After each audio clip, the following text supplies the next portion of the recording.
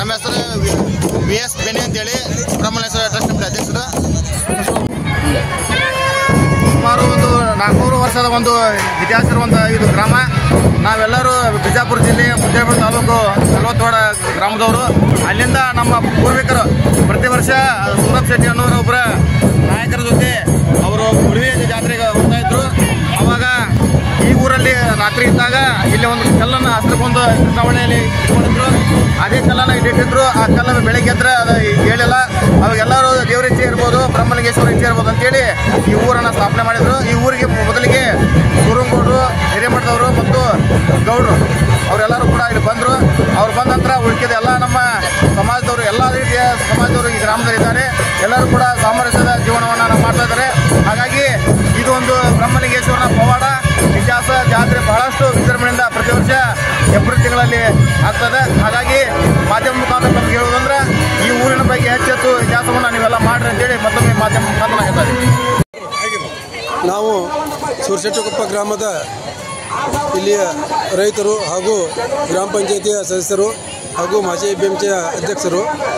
ನಮ್ಮ ಸೂರಶೆಟ್ಟಿಕೊಪ್ಪ ಗ್ರಾಮದ ಆರಾಧ್ಯ ದೈವ ಶ್ರೀ ಬ್ರಹ್ಮಲಿಂಗೇಶ್ವರನ ಇವತ್ತಿನ ಜಾತ್ರೆಯ ಕಾರ್ಯಕ್ರಮ. ನಮ್ಮಲ್ಲಿ ಸುಮಾರು ನಮ್ಮ ಹಿರಿಯರು ಪೂರ್ವಜರು ಹೇಳುವುದಕ್ಕೆ 400 ವರ್ಷಗಳಿಂದ ಇಲ್ಲಿ ಶ್ರೀ ಬ್ರಹ್ಮಲಿಂಗೇಶ್ವರ ನೆಲೆಸಿದ್ದಾನೆ. ಪ್ರತಿ ವರ್ಷವೂ ಯುಗಾದಿ ದಿನ ನಾವು ತೇರಿನ ಒಂದು ರಥೋತ್ಸವವನ್ನು ಹೊರಗಾಕುವಂಥ ಒಂದು ಕಾರ್ಯಕ್ರಮ ಇರ್ತೈತಿ. ಅಲ್ಲಿಂದ ಈ ಬಸವ ಜಯಂತಿ ಅಮಾವಾಸ್ಯೆ ಒಳಗೆ ರವಿವಾರ ನಮ್ಮದು ಅನ್ನ ಸಂತರ್ಪಣೆ ಅಂದ್ರೆ ಪರ್ವ ಅಂತ ಮಾಡ್ತೀವಿ ದೇವ್ರ ಕಾರ್ಯಕ್ರಮ. ಸೋಮವಾರ ಪ್ರತಿ ಸೋಮವಾರ ರವಿವಾರ ಆಗ್ತದೆ, ಸೋಮವಾರ ದಿವಸ ಒಂದು ಜಾತ್ರೆ ಕಾರ್ಯಕ್ರಮ ಅಂದರೆ ರಥೋತ್ಸವ ಇರ್ತೈತಿ. ಇಲ್ಲಿ ಒಂದು ಪವಾಡ ಪುರುಷ ಅಂತ ಹೇಳ್ತಕ್ಕಂಥ ನಮ್ಮ ಗ್ರಾಮದ ಆರಾಧ್ಯ ದೈವ ಶ್ರೀ ಬ್ರಹ್ಮಲಿಂಗೇಶ್ವರ ಇದೇ ರೀತಿ ನಮ್ಮಲ್ಲಿ ಹಲವಾರು ಕಾರ್ಯಕ್ರಮಗಳು ಎಲ್ಲ ದೇವಾನುದೇವತೆ ಕಾರ್ಯಕ್ರಮವನ್ನು ಮಾಡ್ತಾ ಇರ್ತೇವೆ.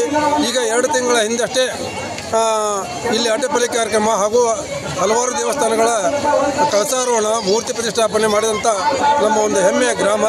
ಇಲ್ಲಿ ಎಲ್ಲರೂ ನಾವು ಒಂದು ಒಗ್ಗಟ್ಟಾಗಿ ಯಾವುದು ಜಾತಿ ಮತ ಪಂಥವಿಲ್ಲದೆ ಶ್ರೀ ಬ್ರಹ್ಮಲಿಂಗೇಶ್ವರನ ಜಾತ್ರೆಯನ್ನು ನಡೆಸಿಕೊಂಡು ನಮ್ಮ ಪೂರ್ವಜರ ಕಾಲದಿಂದ ಬಂದಿರ್ತೇವೆ. ನಾಳೆ ಮನರಂಜನೆ ಕಾರ್ಯಕ್ರಮ ಇರ್ತಾವೆ.